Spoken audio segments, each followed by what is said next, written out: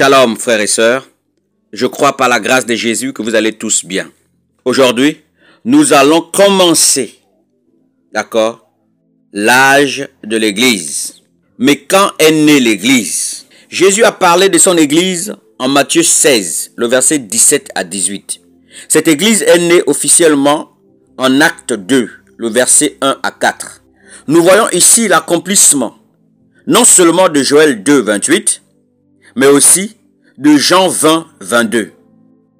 Acte 1, 4 et Luc 24, le verset 49. Les disciples ont reçu le Saint-Esprit que Jésus leur avait promis. Donc, les livres de Matthieu, Marc, Luc et Jean relatent la vie de Jésus dans l'âge de la loi. Aussi, quand Jésus parle de la dîme dans les évangiles, cette dîme obéit aux règles de la loi.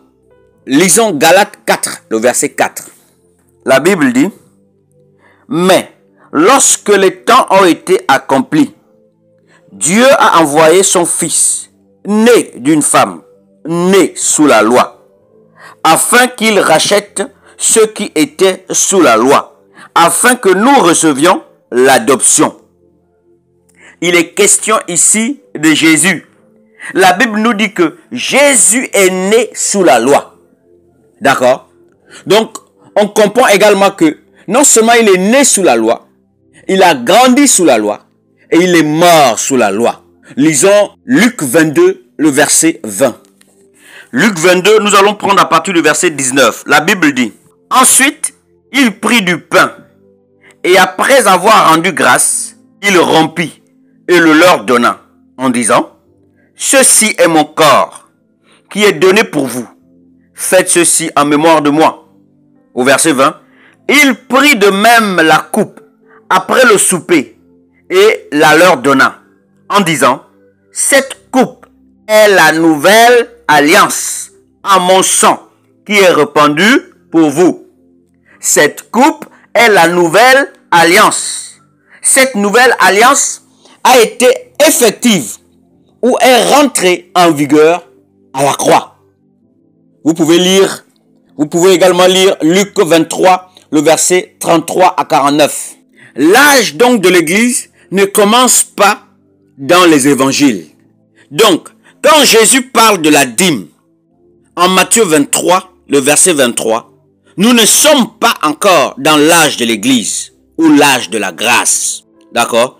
Prenons Matthieu 23, le verset 23. La Bible dit: « Malheur à vous, scribes et pharisiens, hypocrites, parce que vous payez la dîme de la menthe, de la nette et du cumin, et que vous laissez ce qui est plus important dans la loi, la justice, la miséricorde et la fidélité.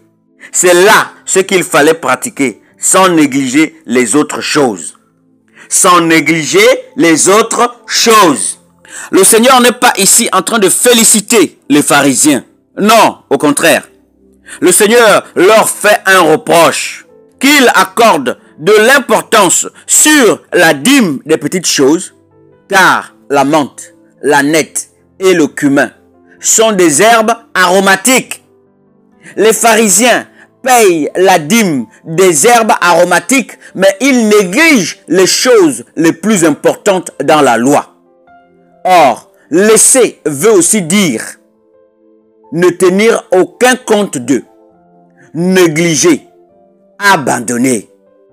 Mais quelles sont ces choses importantes dans la loi que les pharisiens ont laissées, donc ont négligé, donc ont abandonné? Jésus nous dit que c'est la justice, la miséricorde et la fidélité. Voici ce qui est important dans la loi, en plus de payer la dîme. C'est ce que le Seigneur veut leur faire comprendre. Il n'est pas en train de les féliciter ici parce qu'ils payent la dîme de la menthe, de la nette et du cumin. Non. Il leur fait le reproche que vous payez la dîme des petites choses. Vous prenez au sérieux des petites choses, mais vous négligez les choses les plus importantes. D'accord? Prenons Luc 18, le verset 9 à 12. La Bible dit: « Il dit encore cette parabole en vue de certaines personnes se persuadant qu'elles étaient justes et ne faisant aucun cas des autres. 2 hommes montèrent au temple pour prier. l'un était pharisien et l'autre publicain. Le pharisien, debout, priait ainsi en lui-même. Ô Dieu, je te rends grâce de ce que je ne suis pas comme le reste des hommes, qui sont ravisseurs, injustes, adultères, ou même comme ce publicain. Je jeûne 2 fois par semaine. Je donne la dîme de tous mes revenus. Je donne la dîme de tous mes revenus. Le Seigneur n'était pas contre le fait de payer la dîme.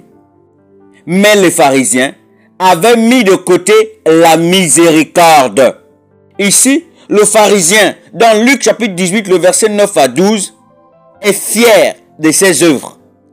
Il n'a même pas le moindre sentiment de péché, contrairement aux publicains. Donc, dans le livre de Matthieu 23, le verset 23, le Seigneur fustige le fait que les pharisiens payent la dîme, même des herbes aromatiques, mais ils négligent ou ne font aucun cas de la justice, de la miséricorde et de la fidélité. Ce qui est plus important dans la loi, nous dit le Seigneur.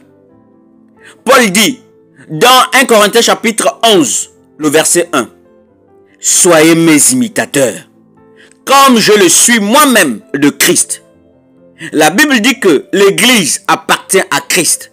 Nous le voyons dans le livre de Matthieu chapitre 16, le verset 17 à 18. Nous le voyons également dans le livre de Éphésiens chapitre 5, le verset 23. Mais comment le maître a géré la question d'argent dans son ministère terrestre? Lisons Luc chapitre 8, le verset 1 à 3. La Bible dit, « Ensuite, Jésus allait de ville en ville et de village en village, prêchant et annonçant la bonne nouvelle du royaume de Dieu. Les 12 étaient auprès de lui, avec quelques femmes qui avaient été guéries d'esprits malins et de maladies. Marie, dite de Magdala, de laquelle étaient sortis 7 démons. Jeanne, femme de Chouza, intendante de Rhodes. Suzanne et plusieurs autres qui l'assistaient de leurs biens. D'accord? Qui l'assistaient de leurs biens. Bien ici, c'est possession, bien, richesse, propriété. Ces femmes soutenaient l'œuvre de Dieu au travers de la personne de Jésus par leurs biens. Et il faut aussi dire que ces femmes ont été guéries pour certaines et d'autres délivrées des esprits malins. Luc 8, le verset 2. Donc, elles assistaient Jésus aussi par reconnaissance de ce que Dieu a fait pour elles. On n'a pas besoin de crier sur quelqu'un qui est reconnaissant de ce que Dieu a fait dans sa vie. On n'a pas besoin de mettre la pression sur une personne qui est reconnaissante de ce que Jésus fait pour elle. Lisons aussi 2 Corinthiens chapitre 9, le verset 10.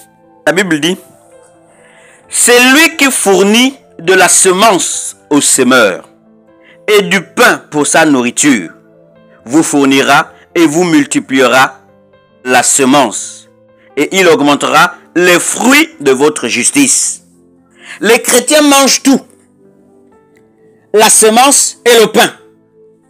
La Bible dit la semence au semeur. Or, le semeur sème. Donc, la semence n'appartient pas au semeur. Il la met en terre pour qu'elle produise. En d'autres termes, la semence est faite pour donner. Quand tu donnes pour soutenir l'œuvre, pour aider les pauvres, pour soutenir les projets dans l'église, tu sèmes. Donc, quand Dieu nous bénit, il y a dans nos salaires, dans nos revenus, la semence et le pain. Le pain, tu peux manger, c'est pour toi. Mais la semence ne t'appartient pas. La semence, c'est la part que tu réserves pour le Seigneur, dans ce que tu reçois de lui. Prenons Jean chapitre 13, le verset 29. La Bible dit, « Car quelques-uns pensaient que, comme Judas avait la bourse, Jésus voulait lui dire, achète ce dont nous avons besoin pour la fête, ou qu'il lui commandait de donner quelque chose aux pauvres. Comme Judas avait la bourse, en d'autres termes, comme Judas était le gestionnaire de la caisse, si les biens de Luc chapitre 8, le verset 3 étaient de l'argent, c'est Judas qui gardait cela. C'est Judas qui gardait la caisse dans laquelle les femmes qui soutenaient Jésus par leurs biens, d'accord, étaient données à Judas. Bien que Judas était un voleur, Jean chapitre 12, le verset 6, mais avec ce passage, nous voyons que l'œuvre du Seigneur avait besoin des biens, avait besoin d'argent. Si bien de Luc chapitre 8, le verset 3 était l'argent, d'accord, l'œuvre du Seigneur, l'œuvre de Dieu accomplie par Jésus dans son ministère terrestre avait aussi besoin d'argent. Et c'est bien, c'est nous qui contribuons par amour pour le Seigneur, par reconnaissance pour ce qu'il a fait pour nous, par le désir de voir des âmes sauvées. Que le nom de Yeshua soit béni. Soyez fortifiés, frères et sœurs, au nom de Jésus. Amen.